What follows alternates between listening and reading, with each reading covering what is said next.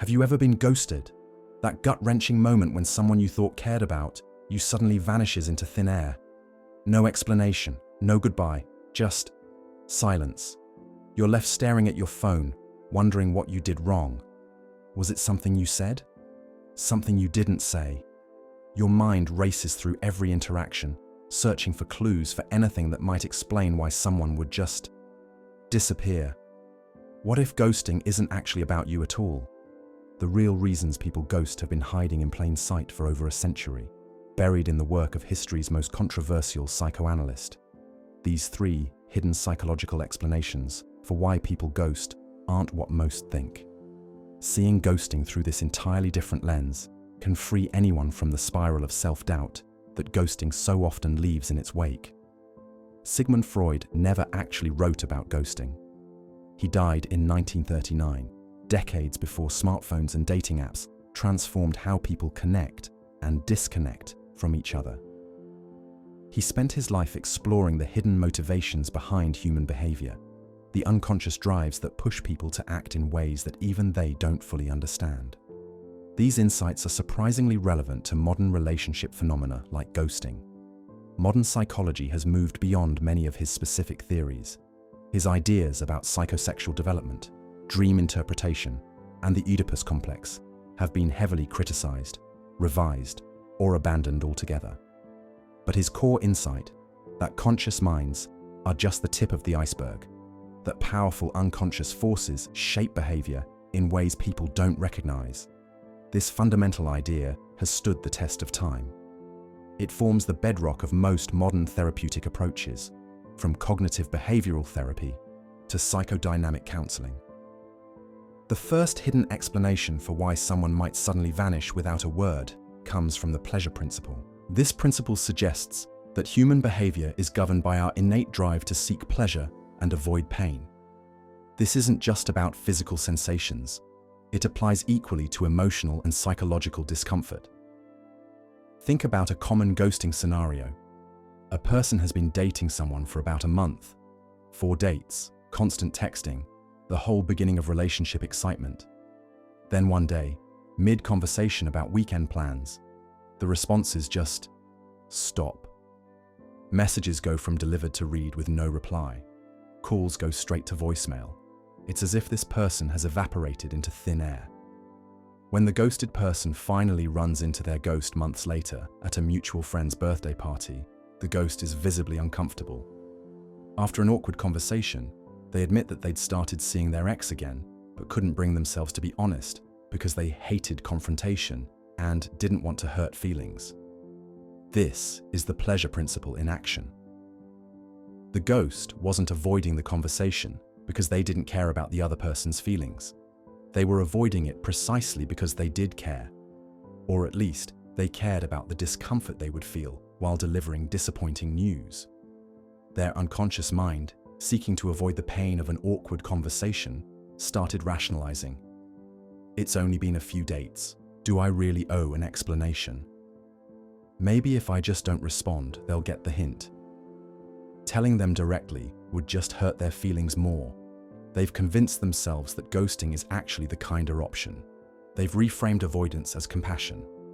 But here's what's really happening beneath the surface. They're not protecting the other person from pain. They're protecting themselves. The pleasure principle steers them toward the path of least resistance. For them, this isn't about malice or even selfishness in the conventional sense. It's about an unconscious psychological mechanism that prioritizes immediate emotional comfort over the longer-term consequences of actions. The crucial insight: when someone ghosts, they're often acting out this unconscious drive to avoid discomfort. Their disappearing act isn't a calculated assessment of worth. It's a reflexive flinch away from the psychological pain of confrontation. Understanding the psychology behind a behavior doesn't make it less hurtful or more acceptable, but it helps see that ghosting often says more about the ghost's relationship with discomfort than it does about their feelings toward the person they ghost.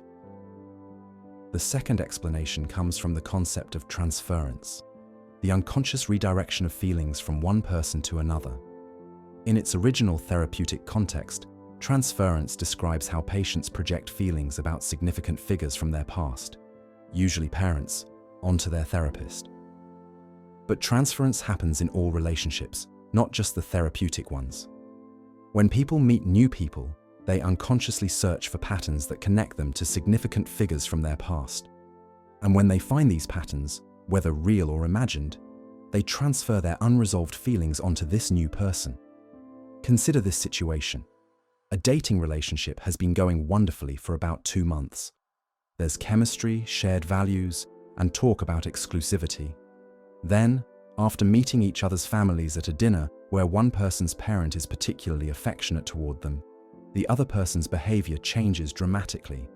They become distant, cancel plans last minute, and eventually stop responding altogether. Months later, it comes to light that the person who ghosted had grown up with a parent who lavished attention on their sibling while largely ignoring them. Seeing their date's close relationship with their parent triggered something, an unconscious association that led them to withdraw completely. Through a psychological lens, something in their interaction triggered a transference reaction. As the relationship grew closer, aspects of it unconsciously reminded one person of their complicated family dynamics. Suddenly, they weren't just dealing with a new relationship. They were dealing with the accumulated weight of old wounds and unresolved trauma. And rather than face those painful feelings, they ran. They ghosted. This wasn't about the person being ghosted. They didn't cause this reaction. They merely triggered it. They became, through no fault of their own, a psychological stand-in for someone else's unresolved past. This transference-driven ghosting is particularly common in relationships that start to show promise. As emotional intimacy increases, so does the potential for these unconscious projections to take hold. The closer someone gets to another person, the more likely they are to step into the emotional shadows cast by significant figures from their past. The heartbreaking irony. Often, the very qualities that attract someone initially, warmth, emotional availability, desire for connection, are the same qualities that may later trigger their unconscious defenses and lead them to disappear. Understanding this pattern gives a powerful insight. Sometimes, ghosting happens not despite the connection forming, but because of it. The intensity of feeling generated became too threatening to someone's psychological equilibrium. The third explanation comes from one of psychoanalysis's most controversial concepts, the death drive, or thanatos. This isn't a literal wish for death, but rather an unconscious tendency towards self-destruction, aggression, and the dissolution of connections. The theory suggests that alongside our drive toward pleasure, life, and connection, called eros, we also harbor this opposing force, a pull towards separation, destruction, and return to an inanimate state. While modern psychology doesn't frame it exactly this way, the clinical reality of self-sabotage is well established. Many people undermine their own happiness, destroy promising relationships, and create the very pain they consciously seek to avoid. This happens frequently in dating. A person has been single for years, constantly complaining about dating apps and how impossible it is to meet someone genuine. Then they meet someone who seems perfect. This new person is kind, attentive, successful, and clearly interested. For 6 weeks, things progress beautifully. They meet each other's friends. They start making future plans. Then the self-sabotage begins. The person starts finding flaws. Their date's laugh is too loud. Their taste in music is basic. They text too much, or sometimes not enough. Eventually, after a minor disagreement about something trivial like where to go for dinner, the person simply stops responding to messages. When friends ask what happened, they can't articulate a clear reason. It just didn't feel right, they say. Later, in a moment of self-awareness, they admit they'd been overwhelmed by how perfect everything seemed. It felt too good to be true. I kept waiting for the other shoe to drop, and when it didn't, I dropped it myself. From a psychological perspective, the unconscious pull towards self-sabotage had been activated. The closer they got to what they consciously wanted, the stronger this opposing force became. Why would the mind work this way? The theory might suggest that deep down, some part of us fears the vulnerability that comes with genuine connection, or perhaps we don't feel worthy of happiness. Maybe we're unconsciously reenacting patterns from childhood, when love came with conditions or was followed by abandonment. In many cases, growing up with parents who had a volatile relationship leaves people with a deep-seated belief that relationships inevitably lead to pain. At an unconscious level, they protect themselves by ending things before they can be hurt, even though there are no actual signs of danger. Whatever the specific psychological mechanism, the result is the same. People ghost not because the other person failed them, but because the relationship was succeeding. Their disappearing act is a form of unconscious self-protection against the very intimacy they consciously desire. This paradoxical dynamic helps explain one of the most confusing aspects of ghosting, why it often happens just when things seem to be going well. The better the connection, the more threatening it becomes to someone prone to this form of self-sabotage. And once again, ghosting often has very little to do with the qualities or actions of the person being ghosted.